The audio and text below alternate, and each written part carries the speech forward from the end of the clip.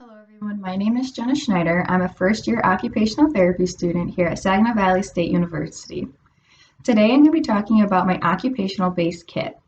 But before I get into that, first I'm going to introduce who my client is and what his main goal is that I've been focusing on to make my kit. So my person, he is 9 years old and he's been diagnosed with autism. He is nonverbal and right now he receives services from occupational therapy, social work, speech, and ABA therapy. He currently lives with his dad and his brother, and sadly, due to neglect, this is the first time he's been to school in 2 years.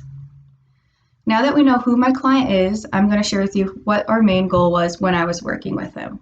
As I stated before, my client, he is nonverbal, and as of right now, he doesn't have the finger isolation skills or fine motor skills to be able to work a communication device.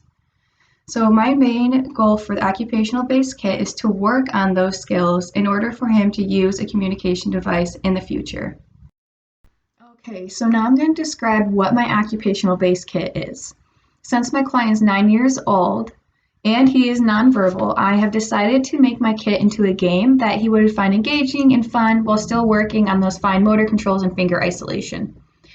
So to start off, the first thing I have here are a set of rules that I have made for the game.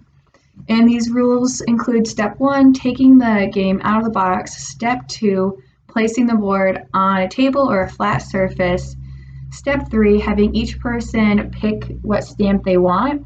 Now these are finger stamps. So essentially what you can do is, I have a variety of them over here, I have a whole handful, but you have them pick out whatever stamp they like the most. And so this one is a star. It's kind of hard to tell, but it's a star.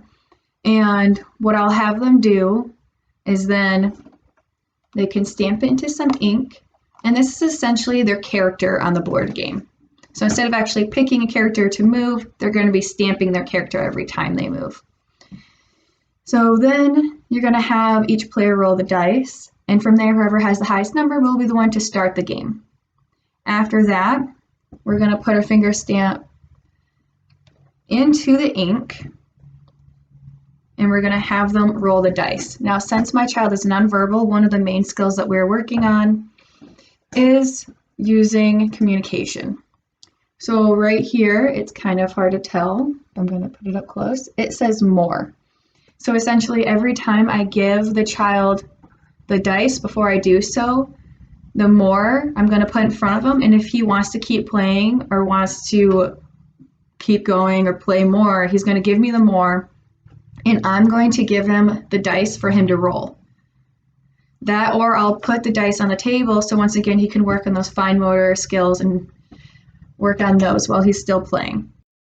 And as you guys will see also in the video, since he is working on fine motor control and finger isolation, I will be doing hand over hand, but as he's pressing, or my roommate is pressing, you can see that I keep moving my hand farther and farther back away, and this is just to see what he's able to do by himself. So while I was implementing my kit, there was a few things that I noticed to make sure that I either take note of or that I might change later.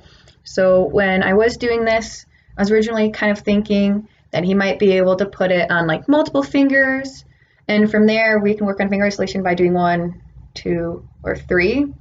However, where he is at, he's not quite there, and so when he was pressing, he was just doing more of the gross motor movement, and that's not the main goal.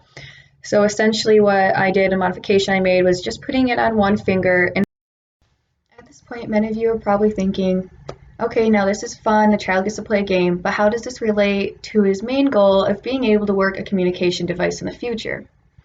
So according to 2 of my sources, one of them being Friedman and Corman, and the other one being Glosson, is the use of repetition. So repetition is very useful when it comes to gaining the finger isolation movement and fine motor control, because the child is able to practice that movement over and over again. And that is why within my board game, I have the child pressing down each time they are moving. According to another study that I found by Smith, is the use of games.